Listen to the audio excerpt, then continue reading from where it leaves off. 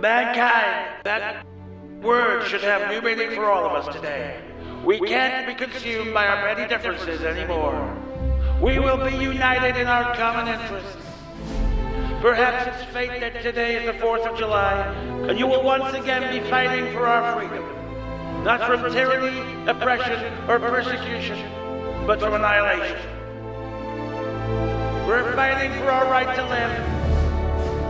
And should we win the day, the 4th of July will no longer be known as an American holiday, but as the day when the world declared in one voice, we will not go quietly into the night. We will not vanish without a fight. We're going to live on. We're going to survive. Today, we celebrate our Independence Day.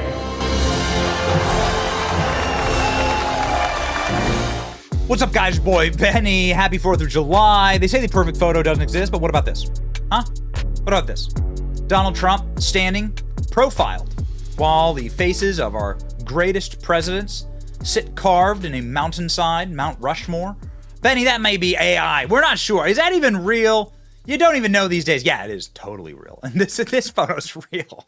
This really happened because during the 4th of July celebrations in Washington, D.C., which is normally really rocking for the 4th of July, and Washington, D.C. is an awesome place to be for the 4th of July, the mayor decided to ban 4th of July celebrations because they're communists. This was during the year 2020. They didn't want to give Donald Trump any election wins, and so they banned him, and Donald Trump went to South Dakota to celebrate, and he did, and he had a great time in that free state. This is exactly the headlines that Donald Trump got out of this incredible and epic speech, arguably Trump's greatest speech. Donald Trump denounced his merciless campaign to wipe out our history, slams left-wing cultural revolution on the eve of 4th of July, Mount Rushmore speech to a maskless crowd. That's exactly right. Oh, yeah. Left-wing Marxist cultural revolution. Donald Trump has just been on point. Man, look at that. Bring him back. Bring him back. He's just been so sharp. His entire, he was calling these things out before so many other people were even commentating on it. Here's Donald Trump during his speech with the beautiful Mount Rushmore lit in the background. You can't get better than this. The energy was awesome. They had fireworks. Look at it. Yeah, hey, baby, let's go. MAGA. They hated him for this speech, by the way. CNN said, President Trump, with Jake Tapper reporting, President Trump will be at Mount Rushmore, where he'll be standing in front of a monument of 2 slave owners. In case you're wondering how CNN views our founding fathers, they call them slave owners. The Democrat Party tweeted that Mount Rushmore was glorifying white supremacy. Again, from June 29th, 2020. Go back in time and remember who these people actually are. Glorifying white supremacy. This is what they said about Mount Rushmore. These people are sick bastards. But this event was awesome. It started in a very awesome way. There were some protest vans that tried to block the road, and yeah, they effed around in a red state and found out. Listen to the cheering.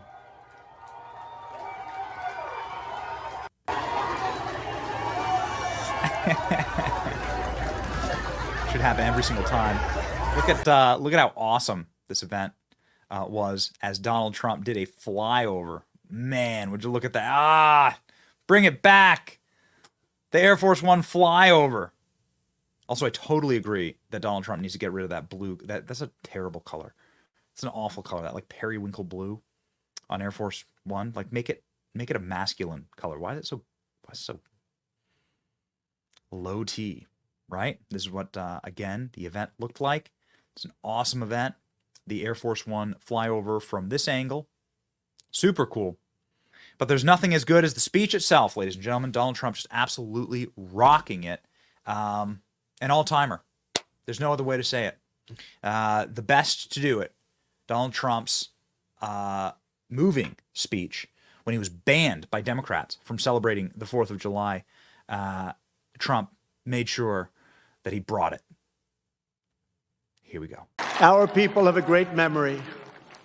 They will never forget the destruction of statues and monuments to George Washington Abraham Lincoln, Ulysses S. Grant, abolitionists, and many others. The violent mayhem we have seen in the streets and cities that are run by liberal Democrats in every case is the predictable result of years of extreme indoctrination and bias in education, journalism, and other cultural institutions. Against every law of society and nature, our children are taught in school to hate their own country and to believe that the men and women who built it were not heroes, but that were villains. The radical view of American history is a web of lies. All perspective is removed. Every virtue is obscured. Every motive is twisted. Every fact is distorted. And every flaw is magnified until the history is purged and the record is disfigured beyond all recognition. This movement is openly attacking the legacies of every person on Mount Rushmore.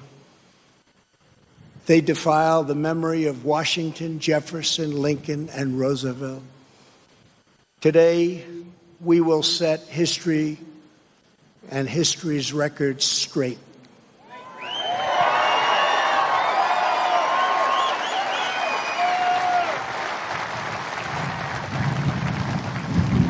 Before these figures were immortalized in stone, they were American giants in full flesh and blood, gallant men whose intrepid deeds unleashed the greatest leap of human advancement the world has ever known. Tonight I will tell you, and most importantly, the youth of our nation, the true stories of these great, great men. From head to toe, George Washington represented the strength, grace, and dignity of the American people. From a small volunteer force of citizen farmers, he created the Continental Army out of nothing and rallied them to stand against the most powerful military on earth. Through 8 long years, through the brutal winter at Valley Forge, through setback after setback on the field of battle, he led those patriots to ultimate triumph. When the army had dwindled to a few thousand men at Christmas of 1776, when defeat seemed absolutely certain, he took what remained of his forces on a daring nighttime crossing of the Delaware River. They marched through 9 miles of frigid darkness, many without boots on their feet, leaving a trail of blood in the snow. In the morning, they seized victory at Trenton. After forcing the surrender of the most powerful empire on the planet, at Yorktown, General Washington did not claim power, but simply returned to Mount Vernon as a private citizen. When called upon again, he presided over the Constitutional Convention in Philadelphia and was unanimously elected our first president.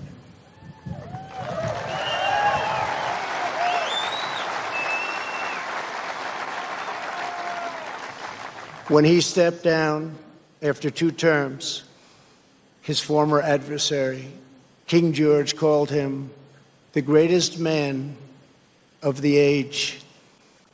He remains first in our hearts to this day. For as long as Americans love this land, we will honor and cherish the father of our country, George Washington.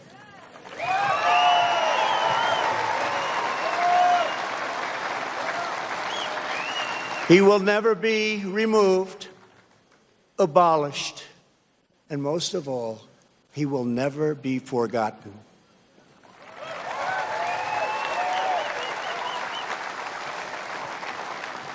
Thomas Jefferson, the great Thomas Jefferson, was 33 years old when he traveled north to Pennsylvania and brilliantly authored one of the greatest treasures of human history, the Declaration of Independence. He also drafted Virginia's Constitution and conceived and wrote the Virginia Statute for Religious Freedom, a model for our cherished First Amendment. After serving as the first Secretary of State and then Vice President, he was elected to the presidency. He ordered American warriors to crush Barbary pirates. He doubled the size of our nation with the Louisiana Purchase. And he sent the famous explorers Lewis and Clark into the West on a daring expedition to the Pacific Ocean. He was an architect, an inventor, a diplomat, a scholar, the founder of one of the world's great universities, and an ardent defender of liberty. Americans will forever admire the author of American freedom, Thomas Jefferson.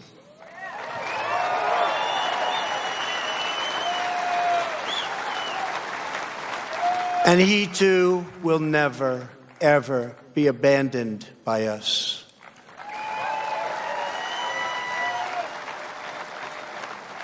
Abraham Lincoln, the savior of our Union, was a self-taught country lawyer who grew up in a log cabin on the American frontier. The first Republican president, he rose to high office from obscurity based on a force and clarity of his anti-slavery convictions, very, very strong convictions. He signed the law that built the Transcontinental Railroad. He signed the Homestead Act, given to some incredible scholars as simply defined ordinary citizens free land to settle anywhere in the American West. And he led the country through the darkest hours of American history, giving every ounce of strength that he had to ensure that government of the people, by the people, and for the people did not perish from this earth.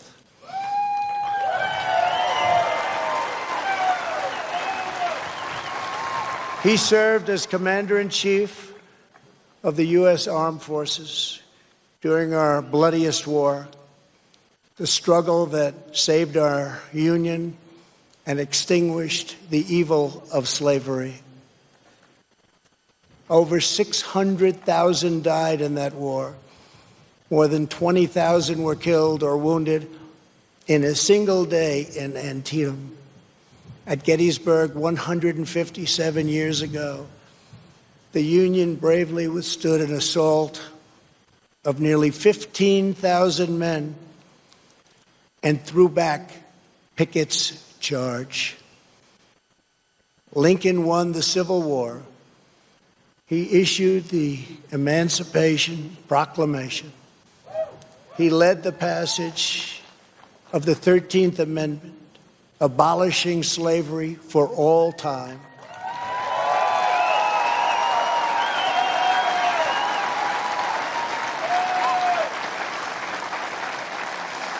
And ultimately, his determination to preserve our nation and our Union cost him his life. For as long as we live, Americans will uphold and revere the immortal memory of President Abraham Lincoln.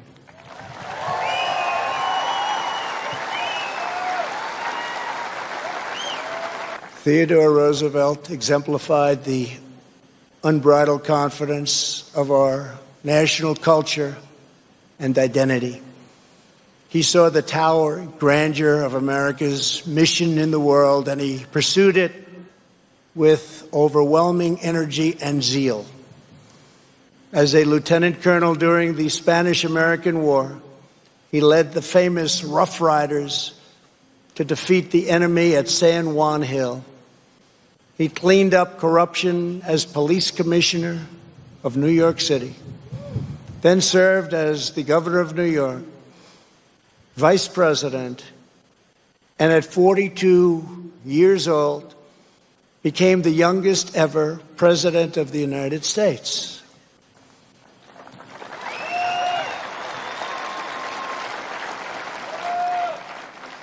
He sent our great new naval fleet around the globe to announce America's arrival as a world power. He gave us many of our national parks, including the Grand Canyon. He oversaw the construction of the awe-inspiring Panama Canal. And he is the only person ever awarded both the Nobel Peace Prize and the Congressional Medal of Honor. He was American freedom personified in full.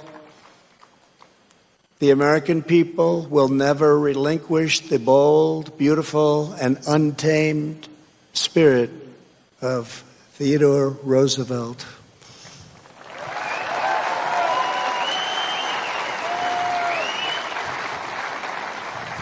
No movement that seeks to dismantle these treasured American legacies can possibly have a love of America at its heart. Can't happen. No person who remains quiet at the destruction of this resplendent heritage can possibly lead us to a better future. The radical ideology attacking our country advances under the banner of social justice. But in truth, it would demolish both justice and society. It would transform justice into an instrument of division and vengeance, and it would turn our free and inclusive society into a place of repression, domination, and exclusion. They want to silence us, but we will not be silenced.